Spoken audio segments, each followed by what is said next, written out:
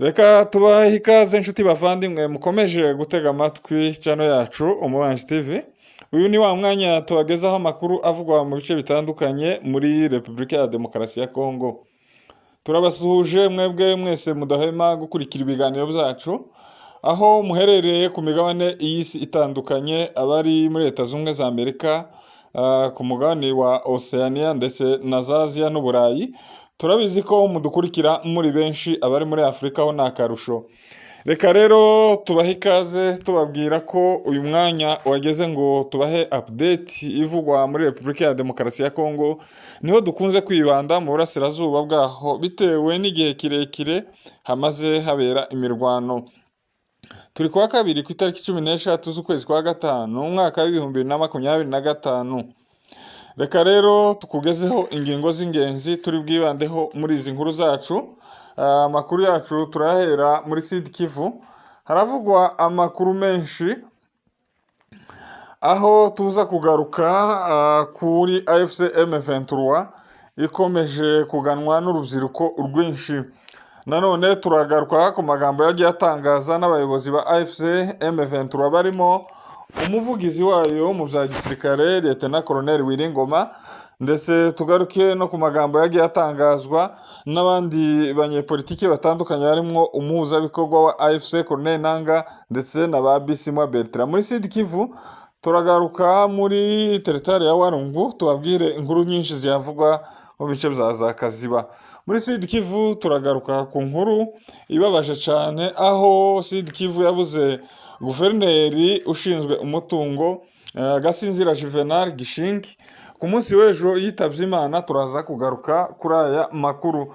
Muri Nord Kivu naho haravugwa inkuru nyinshi zitandukanye aho mu mujyi wa Goma AFC M23 ikomeje gukora umukwabu aho yafashe ingabo nyinshi za FARDC zirimo abamajoro n'abakapiteni.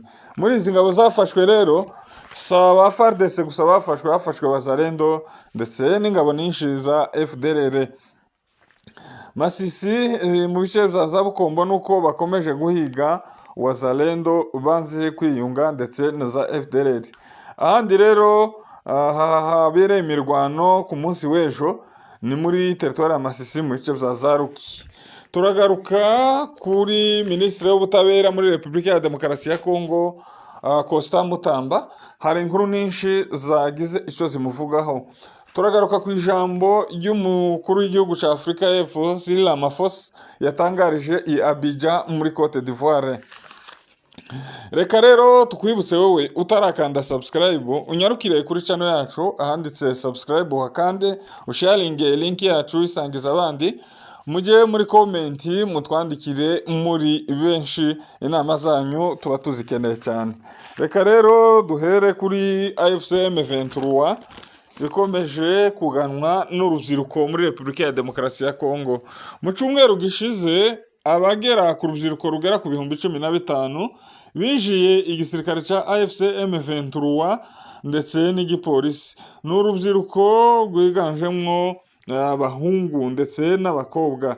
Aba rero baje abenshi bagiye mu gisirikare abandi baja mu gipolisi.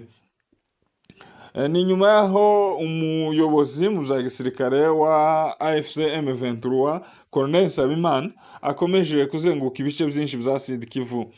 Ahangaha rero nyuma yaho bakiriye ibihumbi by'urubyiruko rwiyunga ku gisirikare cya AFC M23, izi rero zikaba ari imbaraga zidasanzwe. Ibi ngibi rero bikaba byerekana impinduka mu buryo bukomeye cyane ku ruhande rwa AFC M23. Ibi rero bikaba byakomeje no guhungabanya leta ya Kinshasa aho yakomeje kugira ubwoba yibaza kuri ibi bihumbi bikomeje kugana AFC M23. Izi zikaba ari imbaraga rero zidasanzwe ku ruhande rwa AFC M23. Nanone tubibutse ko mu minsi yashize Lieutenant Colonel Wiringoma umuvugizi w'igisirikare cya M23 aheruka gutangaza ko ibice bafashe ari byo Sud Kivu na Nord Kivu bazabivamo ari uko Yesu agarutse. Ahangaha rero byamenyeshaga ko ari ukwihanangiriza abavuga ko M23 ishobora kuzava hariya na propaganda za leta ya Kinshasa. Ibi rwose ngo ntabwo bishoboka, ntabwo M23 izava hariya muri biriya bice yigaruriye. Ababitekereza ngo baribesha cyane. Ibi rero kandi byagiye binagarukwaho n'umuhuzabikorwa wayo ariwe Colonel Nanga, aho yavuze ko intego yabo atari no kwicara hariya gusa, ataho kuva hariya, ahubwo dufite intego yo kugenda tukagera Kinshasa tugakuraho ubutegetsi bwamunzwe na ruswa. Ikindi kandi kibigaragaza, murabizi ko AFC M23 iri muri gahunda yo gukora imihanda ya kaburimbo, nk'umuhanda uzava Sake ukagera za Warikarundi, ukazava hariya Sake ukagera za Masisi ku izone, ndetse bakazanakora n'uva Sake ukagera za Kanyabayonga. Kandi iyo mihanda yose biravugwa ko ari imihanda izaba ari imihanda igezweho ya kaburimbo. Iki rero kikaba kimenyesha ko AFC M23 ikiri hariya rwose, bikaba bigaragaza ko ahubwo kugira ngo bahave bari mu bikorwa by'amajambere. Twagiye muri Sud Kivu, muri territoire ya Walungu, hariya mu bice bya za Kaziba, abaturage bari bahunze nyuma y'imirwano yabaye mu kwezi gushize, abenshi batangiye kugaruka mu byabo. Ibi rero bakaba bavuga ko hari umutekano. Murabizi ko M23 ariho iyoboye na Twigwaneho. Ibi rero bikaba bimenyesha ko umutekano ari wose. Abaturage rero bakaba bishimye muri bya bice bigenzurwa na M23.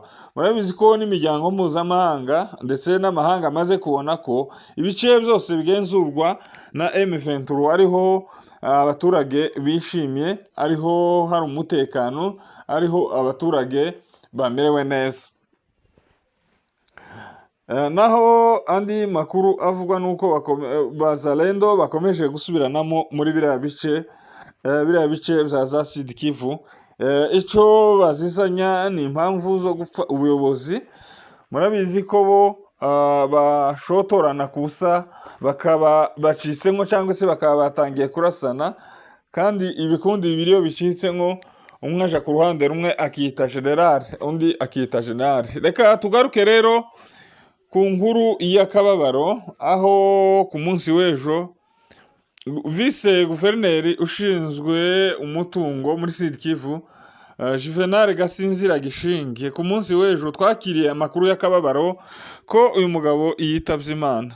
Uyu mugabo yari guverineri wa gatatu ushinzwe iterambere n'umutungo muri AFC M23 ndetse na Twirwaneho. Juvenal Gasinzira ni umugabo w'ishaka ryinshi, w'inyangamugayo, w'imfura. Uyu mugabo rero yakoze byinshi bikomeye, byinshi tutarondora. Byinshi rero yarwanye kuri gakondo, aho ni mu misozi miremire, yarwanye ku bwoko bw'abanyamurenge mu gihe byari bikomeye, yarabavuganiye ndetse yatanze n'inkunga ye ikomeye cyane kugira ngo Minembwe ibe igituye ubu ngubu. Uyu mugabo rero akaba yari umuntu ufite imigambi ikomeye cyane yo kuzamura Imurenge ndetse na Sud Kivu muri rusange. Tukaba dutanze mpore ku muryango we wa bugufi wa Gasinzira ndetse n'abanyamurenge muri rusange, ndetse n'igihugu cya Repubulika ya Demokarasi ya Kongo kibuze umuntu ukomeye nkuriya. Tukaba duhaye na famiye ye, umudamu n'abana, rwose dukomeje kubihanganisha. Katujye muri Nord Kivu, Goma, nuko M23 ikomeje gukora imikwabu ikomeye. Muri iyi mikwabu rero nuko yaje gufata ingabo nyinshi za FARDC, harimo abayobozi bazo. Muri izi ngabo rero zafashwe harimo mu majoro ndetse n'abakapiteni. Saba ngaba gusa bonyine hafashwe wazalendo benshi, ndetse hafatwamo n'ingabo nyinshi za FDLR. Murabizi ko hariya Goma hari ububandi bukomeye, aho baheruka kwica famiye y'abanyamurenge hariya. Ibi rero byatumye AFC M23 yongera imbaraga mu gukora musako, kandi bikaba byatanze umusaruro. Mwabonye imbunda ku munsi w'ejo bundi, imbunda berekanye zari zifitwe na ziriya nkozi z'ibibi. Tujye muri teritwari ya Masisi. Muri Masisi za Bukombo nuko M23 ikomeje guhiga Wazalendo na FDLR banze kumanika amaboko. Izi operasiyo rero ziri kubera muri Masisi aho bita za Bukombo. Ahangaha handi bita muri Ruki nuko havugwa imirwano ikomeye, aho FDLR yazanye ingabo nyinshi iturutse muri ya bice za Warikari, yazanye ingabo nyinshi guhangana na M23 iri muri ya bice. Amakuru atugeraho aremeza ko ku munsi w'ejo habaye imirwano ikomeye. Nanone tugarutse muri Sud Kivu ku makuru ahavugwa, Abazalendo ndetse na FDLR n'ingabo nyinshi z'abarundi na FARDC bapanze nanone umugambi wo kugaba ibitero muri Haut Plateau, muri Minembwe ndetse no mu nkengero zayo Kazayitombwe mu bice bya za Mikenke. Hinutse mayimayi nyinshi banigaburamo ibice, bamwe bazace za Kabanju na za Rugezi, ubwo na igikundi kizaba giciye kuri Mukera, abandi bazinduka ngo za Kirembwe, ndetse abandi barimo Banzerambuma na Bakakobanyi aribo bazazana na FARDC n'abarundi benshi bazamuke kwa Murima, ndetse abandi bace za Gaturiro berekeza za Mikenke. Amakuru atugeraho aremeza ko ngo bamaze kwitegura ndetse bamaze kwerekeza muri ibyo bice tuvuye kubabwira. Reka tujye Kinshasa. Minisitiri w'ubutabera wa Repubulika ya Demokarasi ya Kongo Constant Mutamba arakekwaho ubujura bw'amamiliyoni y'amadolari. Uyu Constant Mutamba niwe minisitiri w'ubutabera hariya muri Repubulika ya Demokarasi ya Kongo, muramuzi cyane kuri social media, aho yagiye atangaza ko ngo bashobora ngo kuzofata perezida w'u Rwanda Paul Kagame, ngo ashobora kumwifatira we wenyine n'amaboko. Ni umugabo ukunze kwishongora mu buryo bukomeye, akaba rero rugeretse aho bamushinja ngo kunyereza umutungo w'igihugu. Constant Mutamba yagiye ayigaragaza cyane muri izi ntambara z'uburasirazuba, afata benshi batavuga rumwe n'ubutegetsi bwa UDPS abafunga. Ni umugabo uba wikakaje cyane. Naho amakuru ava muri Côte d'Ivoire Abidjan, hari inama y'abayobozi b'ibihugu bya Afurika, aho yitabiriwe n'abayobozi batandukanye barimo perezida w'u Rwanda Paul Kagame ndetse na perezida wa Afurika y'Epfo Bwana Cyril Ramaphosa. Nanone uyu perezida wa Afurika y'Epfo Cyril Ramaphosa yatangaje ko ngo nta kibazo afitanye n'umukuru w'igihugu cy'u Rwanda ariwe Kagame Paul. Yavuze ko nta kibazo na kimwe, ati benshi bari bazi ko mu kwicarana jewe nawe hariya nyine Abuja muri Côte d'Ivoire